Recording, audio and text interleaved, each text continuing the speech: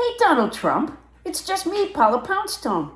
I was just playing with the cats. You posted a photograph of the patchy brown grass where the stage and crowds had been at your 4th of July speech and fireworks event with the caption, "Look what the vandals did to the grass connecting the vandalized World War II monument and the vandalized reflecting pool."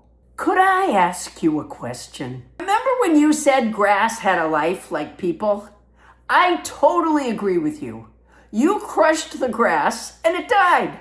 People aren't the exact same as grass, of course. Grass loves manure, but we're kind of sick of it. And that's what I want to talk to you about. How can a guy who knocked down the east wing of the White House without permission, tore up the streets of D.C. with a tank parade, and drove a whole caravan of giant Secret Service vehicles across the reflecting pool keep talking about vandals? The grass died because of your event. And that's just the price you pay for such an event. Well, not the price you pay. You don't pay taxes. Plus, remember, your speech was delayed for quite a while, so I leave open the possibility that you may have relieved yourself on it. Didn't Scott's Miracle-Gro replace the grass at the White House after the UGD event, Ultimate Grass Destruction?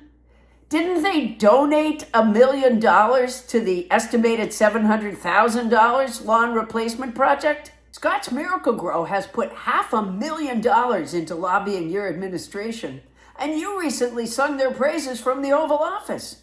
I'm sure there's nothing of a questionable nature there. When the Scott's Miracle-Gro sod and seed went down, did the red-haired Scott of Scots Scottish guy appear? That's nice for you. The UFC fight that wrecked that grass was kind of stupid. You slept through part of it, and Dana White, the UFC president, lost money on it. I'll bet you did the whole thing just so Scott's Miracle-Gro would replace the grass and you'd get to spend some private time with the red-haired Scott of Scots guy. God, you must be lonely. I'll bet the Hamburglar dumped you on ethical grounds. If Captain Crunch survives deployment on the USS Abraham Lincoln, he'll certainly never speak to you again.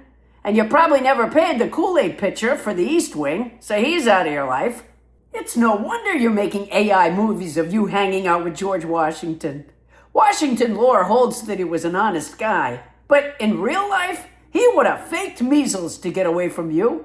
You could have real people friends, but you have to give up your imaginary vandals and admit when you crush the grass.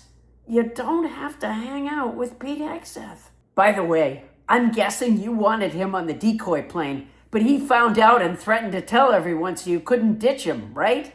I mean, you don't really want the Brill Cream man babbling on about lethality while the Secret Service drives you serpentine across the tarmac in a snack truck because the Iranians are scaring the bejesus out of you.